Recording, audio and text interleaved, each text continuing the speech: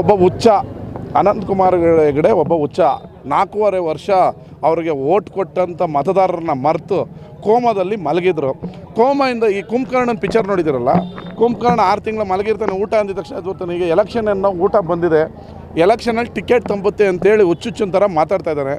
ಜನ ಅವ್ನಿಗೆ ಹಿಡ್ಕೊಂಡು ಹೊಡಿತಾರೆ. ಸಿದ್ದರಾಮಯ್ಯನಂಥ ಜನಾನುರಾಗಿ ಜನ ಮೆಚ್ಚಿದ ಮುಖ್ಯಮಂತ್ರಿಗಳ ಬಗ್ಗೆ ಮಾತಾಡೋದಕ್ಕೆ ಯೋಗ್ಯತೆಯೂ ಇಲ್ಲ. ನಾಲ್ಗೆ ಎಲ್ಲೆಲ್ಗೋ ಹೋಗುತ್ತೆ ಅಂತ ಎಲ್ಲೆಲ್ಲೋ ಮಾತಾಡಿದ್ರೆ ಜನ ಯಾವುದನ್ನು ಸಹಿಸಲ್ಲ. ಮೊದಲು ಮೆಂಟಲ್ ಆಸ್ಪತ್ರೆಗೆ ಹೋಗಿ ತನ್ನ ಮೆಂಟ್ಲಾಗಿರೋದನ್ನ ತೋರಿಸ್ಕೊಳ್ಳಿ, ಆಮೇಲೆ ಸಿದ್ದರಾಮಯ್ಯನವ್ರ ಬಗ್ಗೆ ಮಾತಾಡಲಿ. 4.5 ವರ್ಷ ನೀನು ಏನು ಕಡಿದು ಕಟ್ಟೆ ಹಾಕಿದೆ ಉತ್ತರ ಕರ್ನಾಟಕ ಅಂತ ಒಂದು ಬೋರ್ಡ್ ಹಾಕಿ ಸಿದ್ದರಾಮಯ್ಯನ ಬಗ್ಗೆ ಮಾತಾಡಲಿ. ಅದನ್ನು ಬಿಟ್ಟು ಏನೇನೋ ಹುಚ್ಚು ಹಿಡಿದಿದೆ ಅಂತೇಳಿ 4.5 ವರ್ಷ ಎಲ್ಲಿ ಮಲಗಿದ್ದೆ ಅಂತ ಕೇಳಪ್ಪ. ಬೆಂಗಳೂರಿನಿಂದ ಮಂಗಳೂರುವರೆಗೆ, ಬೀದರ್ನಿಂದ ಚಾಮರಾಜನಗರದವರೆಗೆ ನಿಮ್ಮ ಸುದ್ದಿ ನಿಮ್ಮದೇ ಭಾಷೆಯಲ್ಲಿ ಕರ್ನಾಟಕ ತಕ್.